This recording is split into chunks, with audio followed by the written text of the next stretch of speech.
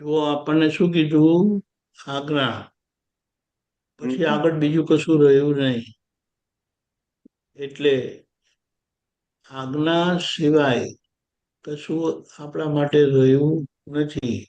આજ્ઞા એ જ આપણું જીવન છે. જય સચ્ચિદાનંદ. 23 જુલાઈ, 23 જુલાઈ લુપ્તપણું ન કરાય. મોહ હોય તો જ આઈસ્ક્રીમ ખાય. મોહ હોય તો જ આઈસ્ક્રીમ ખાય. ભૂખ મટાડવા માટે કોઈ આઈસ્ક્રીમ ના ખાય. ભૂખ મટાડવા માટે કોઈ આઈસ્ક્રીમ ના ખાય. મોને એમ કીધું કે જે વસ્તુ તમને ભૂલાડી દે, તમને વસ્તુ ભૂલાડી દે, એટલે બોલો હેમાંગીની નીલમ. તમને એનો ખ્યાલ રહેતો નથી. તમને એનો ખ્યાલ રહેતો નથી. પેલું કે ને સામે આવે અને બધું ભૂલી જાય એના જેવું.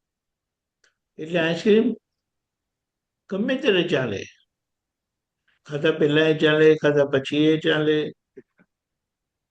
પણ ભૂખ મટાડવા માટે ક્યારે આઈસ્ક્રીમ ખવાતી નથી. કે કંઈ ખાવાનું હોય તો બરાબર છે એમ કરીને. અહીંયા એ વાત આપણે સમજવાની છે કે મુદ્દો અહીંયા પાછો પેલા પર આવીને ઉભો રહી છે કે ઠંડુ ખાવું એ બહુ મહત્વનું છે કે ઠંડુ નહીં ખાવું એમ. એટલે કારણ કે ઠંડુ ખાવાથી જે અંદર નુકસાન જાય છે ને ભયંકર, એ બહુ ભારે છે. એટલે આ તો છે ને જેમને ખાવાનું પચતું નથી ને એમને આપણે જઈને પૂછીએ ને તો ખબર પડે કે એમને શું પીડા થાય છે. એ ખાવાનું નહીં પચવાનું, નહીં પચે તો સખત પીડા થાય. અને કોમન શું થાય? જે ખાવાનું પચે નહીં ને એ પછી વાયુ થાય. અને વાયુ થાય એટલે એટલો બધો આફરો ચડે, ગુંગળામણ થાય, સફોકેશન થાય, બહુ ભારે. અને આખો દિવસ પેટ ફૂલેલું ને ફૂલેલું રહી એવું લાગે.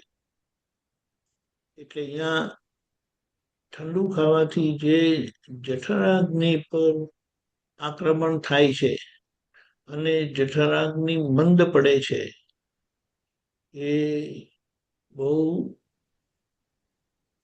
જીવન માટે બહુ મહત્વની વસ્તુ છે કે જઠરાગ્નિને આપણે સાચવી જાણવી. એટલા માટે એમ કે થેપલા બીજે દિવસે ખાતા હોય ને તો એમાં સહેજ એને ગરમ કરજો. આપણે ઠંડા ખાતા હોઈએ છીએ ગરમ ચા જોડે, ગરમ દૂધ જોડે, ગરમ ઉકાળા જોડે. પણ આ વાત સમજવાની. કેમ? તો કે એ થેપલામાં તમે તેજ તત્વો ઉમેરો છો અને એ તેજ તત્વો શરીર માટે અને ખાસ કરીને પેટ માટે તો બહુ જ જરૂરી છે. હવે વાત કરો કે આપણે હવે અહીંયા આગળ વધવું હોય ને જો આવું ખવાયા કરતું હોય ને આપણે નક્કી કરીએ છીએ, આ વાત આપણે વાંચીએ છીએ અને અંદર નક્કી કરાવે છે ખરેખર દાદા આપણને. પણ જો એ પરિણામ નહીં આવતું હોય અને ખાધે રાખતા હોય તો એ ખાવાનામાં વિવેક જોઈશે. એટલે એમાં હેલ્પિંગ ફેક્ટર પાછું સુપર બ્રેન યોગા છે. બોલો. એટલે હવે આના પછી આપણને એક વસ્તુ પાકું થાય છે કે સિદ્ધ સ્તુતિ માટે આપણે વાત કરીએ છીએ પણ સિદ્ધ સ્તુતિ એવી થતી નથી. તો ત્યાં આપણે ફરી સુપર બ્રેન યોગાનો ઉપયોગ કરીને 11 થી 21 વખત જ ઉદબેસ કરવાની છે. એ શું ભારે છે? જય સચ્ચિદાનંદ. બોલો. દીપકાની જો અહીંયા આપણે ફ્રીજનું વધારે પડતું પાણી પીવે છે તો એવી એમાં આવે ને આઈસ્ક્રીમ જેવું થાય ને એ બી. ઠંડુ પાણી એટલા માટે એકદમ પીવું? ઠંડામાં ઠંડુ પાણી એમ કે માટલીનું હોય ને તે હમ પીવાય. પણ હમ અગેન તમે પાણી ગળગડ કરીને પીઓ એટલે કે ને સીધું અંદર જવા દો, મોઢામાં થોડી વાર રાખીને પીઓ હમ તો એ નુકસાન કરતા નથી, કારણ કે તમે એની ઠંડક કાઢી લો છો હમ પેટમાં નાખવા પહેલા. હમ એવું છે. ઓકે. એટલે કેટલા લોકો તો એવો નિયમ જ કરી દીધેલો, પાણી ક્યારે પણ પીએ ને ત્યારે થોડું ઊનું જ હોય, એટલે થોડુંક લ્યુકવોર્મ કે ને એવું જ હોય. માટલાનું પાણી નહીં પીવાનું, થોડું ગરમ કરીને હંમેશા પેલા પોતાના જગમાં કે ફ્લાસ્કમાં રાખે એ જ પાણી પીવા. અને હું તો મારે પણ પ્રયોગ કરવાનો છે, પણ એવું લાગે છે કે એકાદ મહિનો એવો પ્રયોગ કરી જોવાનો કે આપણે જ્યારે પણ પાણી પીએ ને ત્યારે એ સહેજ ઊનું હોય, એટલે રૂમ ટેમ્પરેચર નથી, રૂમ ટેમ્પરેચર કરતાં થોડું વધારે, અને એનો શું પરિણામ આવે તે જોવાનું. અને સમજો તમને લાગે કે એનાથી બહુ ફરક પડી ગયો, વાયુ ઘટી ગયો, સ્ફૂર્તિ રે, ખાવાનું સારી રીતે પચી જાય છે,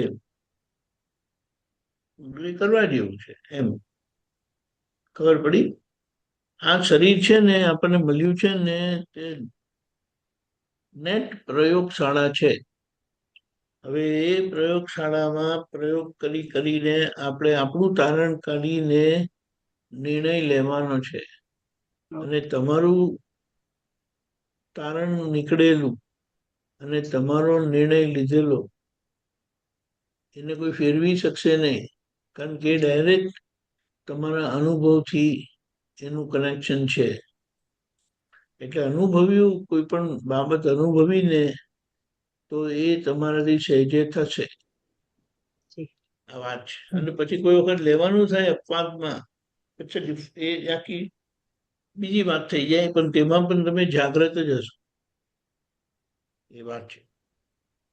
આયુર્વેદ આખું છે ને વાત, પિત્ત અને કફ પર છે. અને વાત, પિત્ત અને કફ એ શરીરને સીધી અસર કરે છે. તો હવે વિચારો, શરીરને સીધી અસર કરતી હોય વાત, પિત્ત અને કફ, અને એ વાત, પિત્ત અને કફ ખોરાકથી છે, ખોરાકના પરિણામથી છે. તો જેમ આપણે કહીએ આખી ગાડી બનાવી દીધી, ગાડી તૈયાર છે, પણ હવે ચલાવવા માટે એને ફ્યુઅલ જોઈશે. તો કે પેટ્રોલ ગાડી છે કે ડીઝલ ગાડી છે? હવે પેટ્રોલ ગાડીમાં ડીઝલ નાખજો, ના નખાય, નહીં તો ડીઝલ ગાડીમાં પેટ્રોલ નાખજો, ના નખાય. અને જો કોઈ દિવસ પડી ગયું ભૂલથી કોઈ પણ કારણસર, આખી લાઈન આખી એને ડ્રેન આઉટ કરવી પડે, નહીં તો તમારું એન્જિન છે ને નકામું થઈ જાય, એટલે ગાડી નકામી થઈ જાય. એના જેવું છે. બોલો.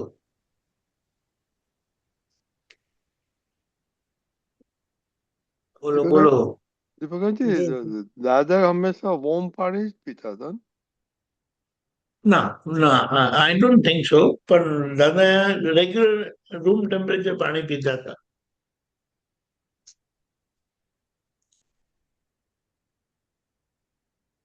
પણ આ તો આપણે પ્રયોગ રૂપે તપાસ કરવા માટે કે તમને કેવું લાગે છે, તમને એનું શું પરિણામ આવે છે, એ પોતે જ પ્રયોગ કરીને જોઈ લો ને, એટલે પછી તમને ક્યારેય વિકલ્પ ઉભો નહીં થાય કે આમ લેવું કે નહીં લેવું. જી. એવી રીતે. અમે વોર્મ પાણી તો ઘણું જ પીએ છે, તો એમાં તો શું કેમ? સારું લાગે છે ગરમ પાણી વોર્મ. તો બહુ સારું છે, એ તો સારી જ વસ્તુ છે. એમાં કઈ પ્રશ્ન જ નથી, કોઈ કરતા કોઈ પ્રશ્ન નથી. It is very good practice. હા, પણ પછી કશે કોઈને ઘરે ગયા ને તો પછી કે જણાને ગરમ કરીને લાવો, એ માથાકૂટ નહીં કરવાની. ના ના એ તો છે જ ને. તો પછી કે આ એ જે આવે માટલાનું ઠંડુ પાણી લાવે ને તો પણ કે થોડું ગરમ કરીને આપો ને. નહીં તો પછી તમારે બોટલ તમારી સાથે જ રાખવાની. એ પછી ગરમ કરવાનું કેટલી વિધિ થઈ જાય ને. પાછા કેટલા મારા જેવા તો કે માઇક્રોવેવમાં નહીં કરતા, હા ગેસ પર કરજો. તો પછી પેલા બીજી અંદર અંદરથી એમ જ ભાવ કરે, આવે નહીં આવે તો સારું આપણા ઘરે. આટલી બધી માથાકૂટ કરાવે છે ને. ખબર પડી? Yeah. પણ પેલી કેટલી આવે છે ને, અમે તો એ રાખીએ કેટલી પાણી ભરી દઈએ પછી ગરમ કરી નાખીએ. એ બરાબર છે. Yeah. પણ બધાના ઘરે કેટલ નહીં હોય ને પણ. No, you can get it. Ne? Right right, વાત સાચી છે. Yeah. But that's the easy part. અને કેટલીમાંથી થર્મસમાં મૂકી દેવાનું, પછી થર્મસ લઈને ફરવાનું બધે. અને ફરવાનું. So right. it's not bad, you know. મારે 2 થર્મસ છે, ઉપર ને નીચે.